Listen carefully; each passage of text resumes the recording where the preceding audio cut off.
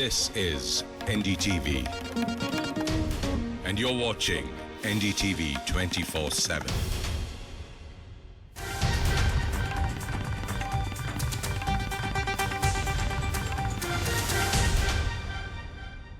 Hello and welcome to Out of England. With me are some really fine minds, young minds, fine girls who are here, some of them studying, some of them working, a strategy expert, a professional.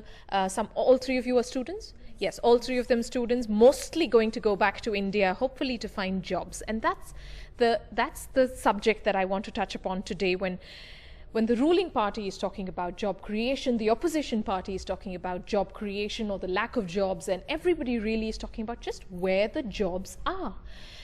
Within 2 months, India is going to see general elections, and most manifestos are talking about creating jobs for the youth of the country. And here with me are 3 out of 4 girls who are hoping to go back and start a career, but they will have a degree here in the UK. And by the time you go back, you said the jobs would be gone, or you fear that the jobs would be gone. So unemployment is a major issue back in India, and the issue that is created for international students who've got degrees from UK or USA or different countries and who go back to India is that most of the campus recruitments are done in like February or March. Yes. And by the time we go back, there are no jobs left for us. And most of the jobs are either created through contacts or through going to the companies every day for months and then begging for jobs, which is, I feel, not a good idea. I think the government should try and push their dates in a certain manner so that they come in line with the degrees of international students. So by the time we go back, we have some jobs left for us.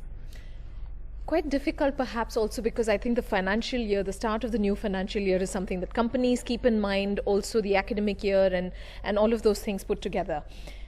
But the post-study work visa situation here is horrible, to say the least. We've had prime ministers discussing with the Indian prime minister, discussing with the UK prime minister. So many things have been spoken about it. So these are students who potentially may not find jobs here within 4 months and may not even find jobs in India. Absolutely, and that's an issue at the National Indian Students and Alumni Union we've been highlighting for a very long time. There is a bit of a double whammy effect because of migration concerns here in the US, elsewhere. People who are at exceptionally good universities, top universities of the world with really, really global mindsets, global work experience, global education. India is not being able to absorb them well into the employment sector across different sectors, because by the time they go back, they lose out on the jobs here. They go back, they've lost out on all the campus recruitment opportunities there. But at the root of it, what is the reason? The reason is there aren't enough jobs. The denominator pool is quite little to choose from. So at the heart of the issue is something phenomenally structural, which is what are we doing to create jobs, and whether it's in the large sector, the tertiary sector, or even I feel at the primary sector, because I think one point I want to highlight is we are still a largely agricultural economy. Yeah.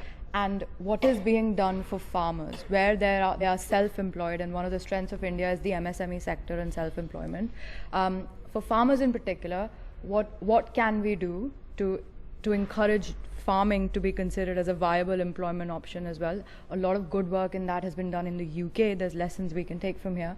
But the post-study work visa is absolutely an issue, and unfortunately it has led to nothing so far. Sure.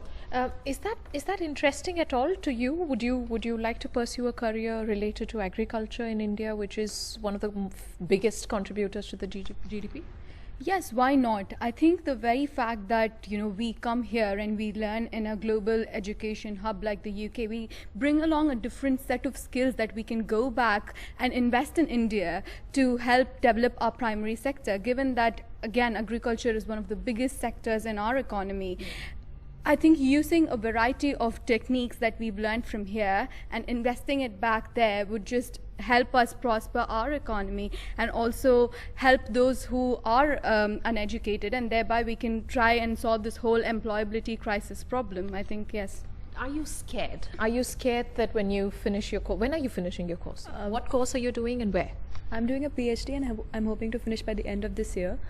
And what is your PhD in? I do actually look at employment in the manufacturing sector.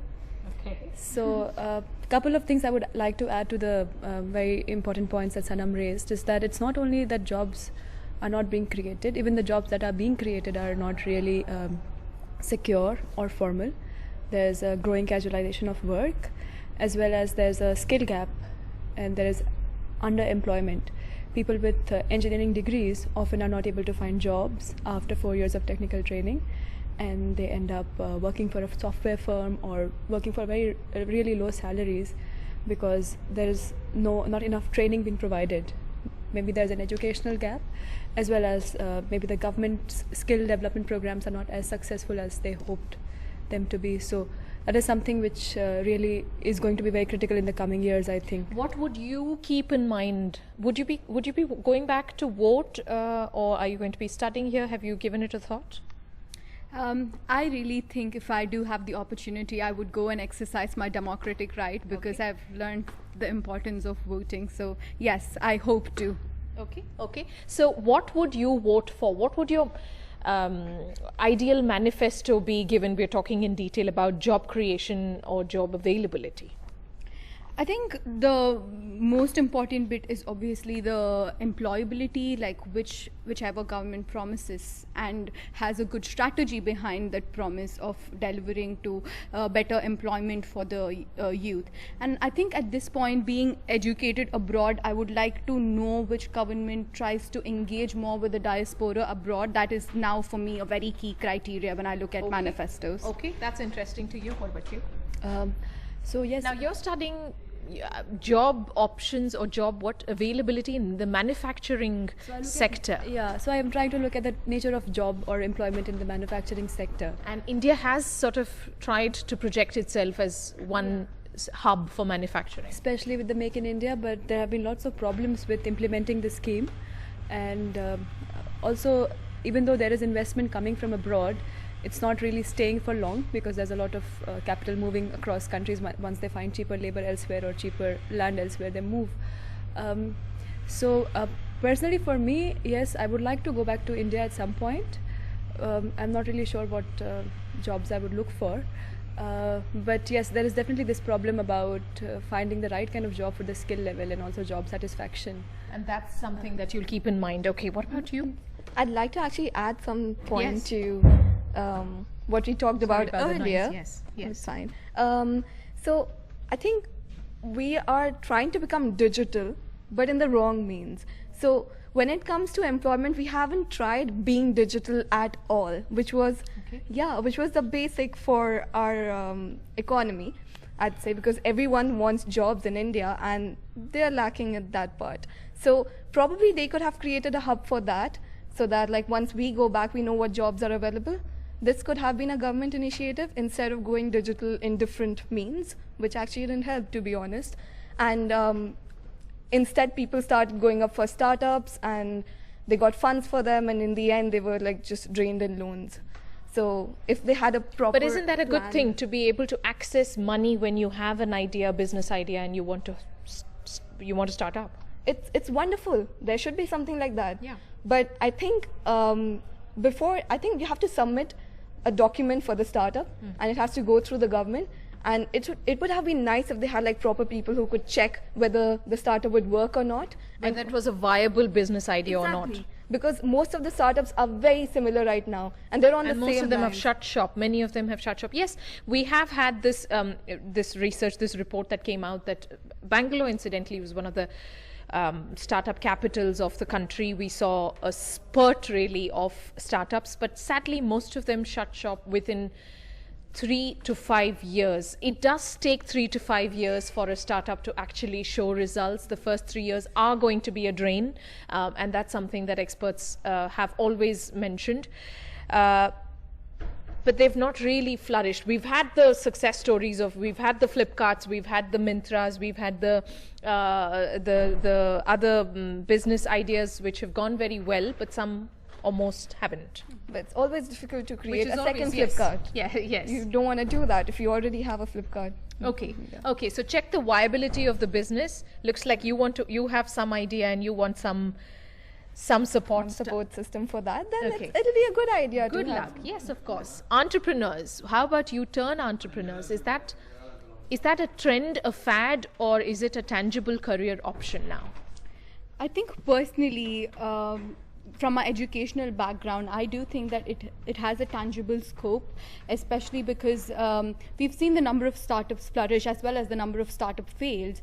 But then the fact that the support mechanism is lacking is what I would like to highlight, because here in the UK, I know that there are institutions especially providing support to startup entrepreneurs with incubators, with mentoring systems, and with networking opportunities, whereas I know when I speak to my peers back in India, they have the funding support, whereas lack the other intangible support that could eventually help them succeed in their startups. Okay, let me ask you, Sanam, about voter participation and young students' participation in the process or in this beautiful exercise called general elections, which India is really proud of. The activities that happen here in the UK universities, as we just discussed, is tremendous. Can there be a replication of that in Indian universities? Can there be examples that you and agents of change such as you and many others here can carry back to India? Absolutely. I think that's one thing that we would request be taken up by the Election Commission in particular. I have a very real example of that. Many people won't be knowing, and in fact most people here don't know, that in the UK, as a Commonwealth citizen, students can actually vote in parliamentary elections here. Yes. So we at the National Indian Students and Alumni Union run regular campaigns to tell international Commonwealth students, Indian students, that you can actually vote here.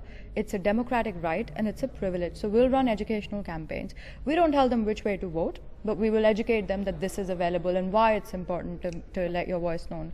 So in the same way, and this is an example, we've delivered it here, we've had immense participation, particularly in swing constituencies, university towns. It's led to some fantabulous results. So I think we can absolutely replicate that there, and if the Election Commission wants, we'll come and help out in that. Okay. One question, Radhika, you'd asked earlier, I wanted to add, was job creation, a short-term fix is well and good, but what do we want to see in the manifesto of various different political parties? We want to see a mixture, a balance between a long-term and a short-term fix. No one talks about the actual problem, which is population. Our country is burgeoning at its seams. We speak about our demographic dividend. It is a demographic liability if we cannot skill it properly, if we cannot make it employable, and if we can't actually address the root cause of the issue, which is that there are far too many people in the country. Now, we can use that to our advantage. We're already the third largest economy in the world. But what are we going to do to educate people about population control? And when are we going to do mudde ki baat? Right? When are we going to focus on roti, kapda and makan? That needs to be in the manifesto. Okay. Voter participation in universities. Tell me what you have.